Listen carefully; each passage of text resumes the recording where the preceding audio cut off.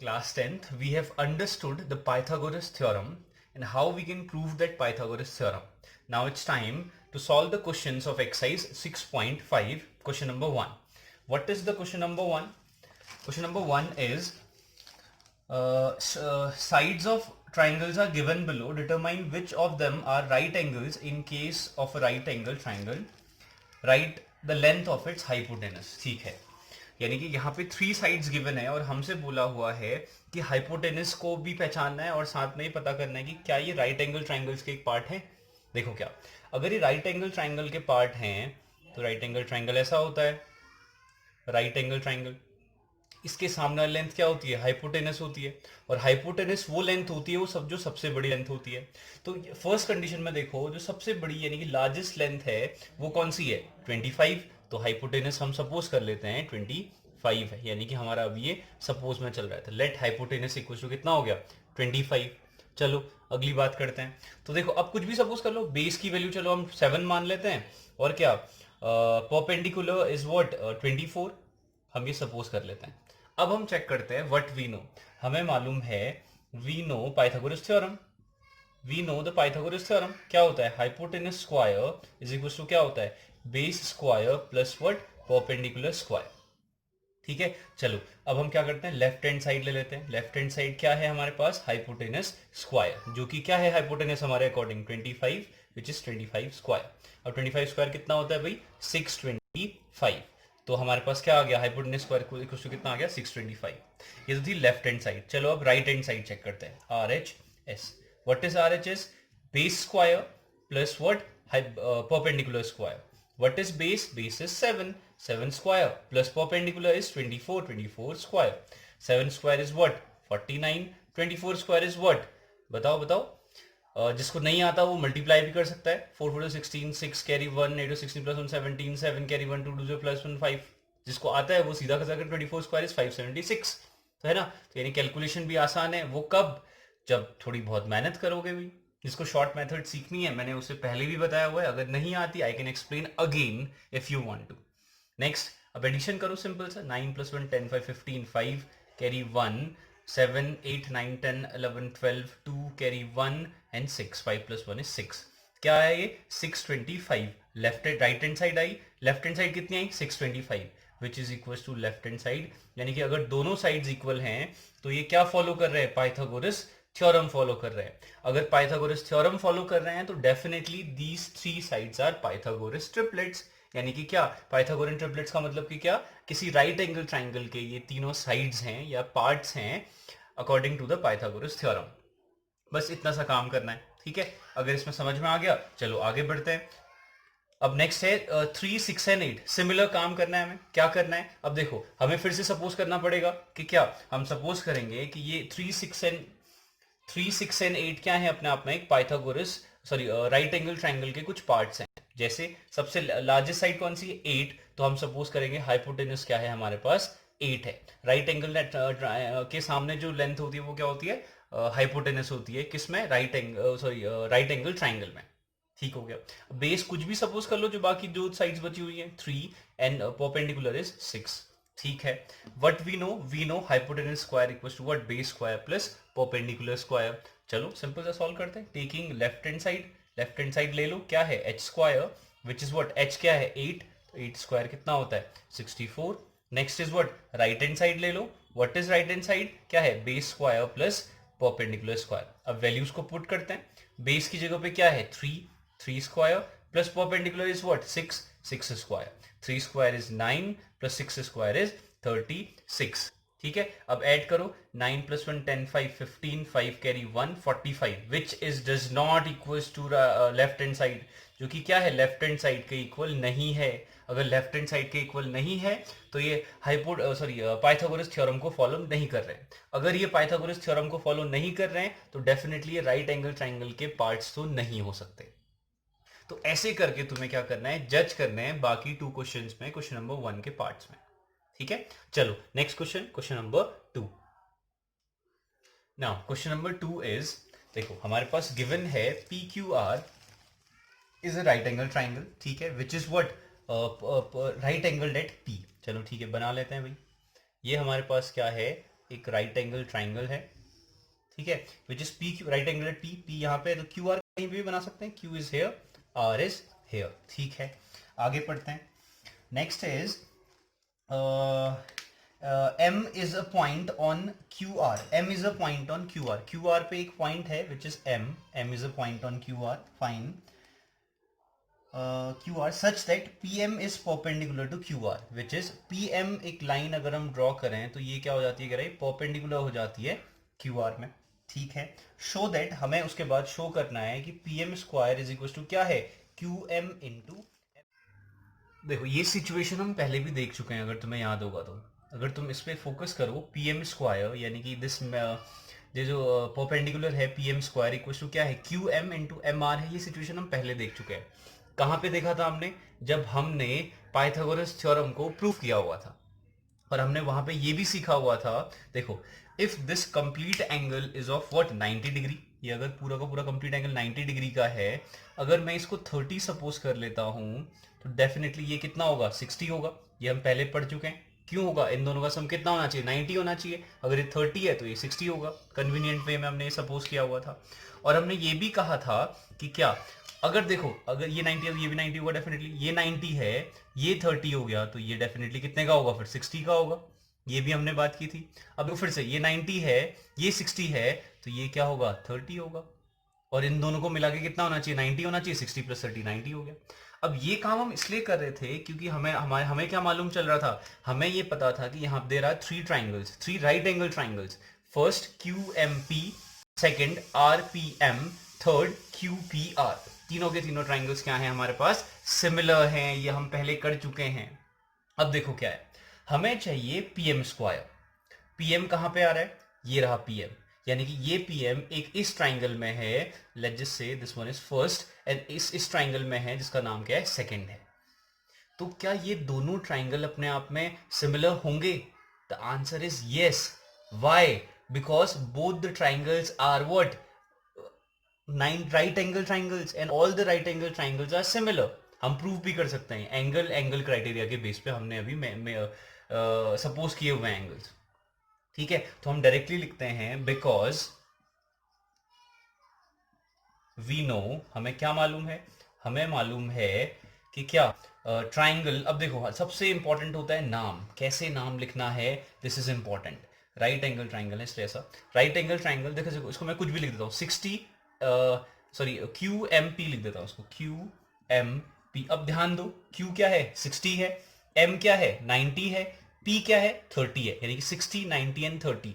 तो अब दूसरा ट्राइंगल होगा जो कि सिमिलर ट्राइंगल है, वो क्या है, देखो 60 कहां पे है, यहां पे है, तो यानी कि पी से स्टार्ट होगा, एंड देन व्हाट, 60 के बाद 90 में गए थे, 60 का 90 इज एम, फिर कहां है आर, तो यानी कि पी एम आर, ये दोनों ट्राइंगल्स क्या होंगे, सिमिलर होंगे।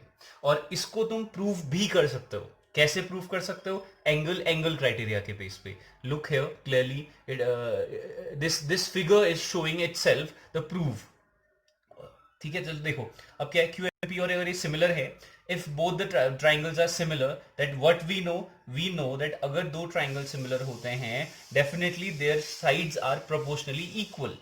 कौन सी sides, Q M upon P M, Q M upon what, P M is equal to M P upon M R, M P upon M R is equal to what, Q P upon P R, Q P upon P R. बस इतना जिसको आ गया, काम बन गया। देखो अब क्या चाहिए हमें, ये पीएम है, ये पीएम है ना, तो इसकी जरूरत हमें है नहीं, तो ठीक है, इन दोनों फिगर को, ये दोनों रेशियोज को लेकर के हमारा आंसर आ गया, Q M upon P M is equal to what, इसको भी चलो मैं पी एम लिख देता हूं, P M upon R M, sorry M R, क्यों लिखा एमपी को पीएम लिखने में, क्या प्रॉब्लम है भाई, क्रॉस मल्टीप्लाई करो, PM into PM is PM square is equal to what, Q M into M R, Q M into M R. जिसने पाइथागोरस थ्योरम को ध्यान से देखा होगा, उसके प्रूफ को ध्यान से देखा होगा। Question number 3 is as similar as this question is, ठीक है। क्वेश्चन नंबर 3 अब तुम्हें खुद करना होगा। चलो क्वेश्चन नंबर 4 की बात करते हैं।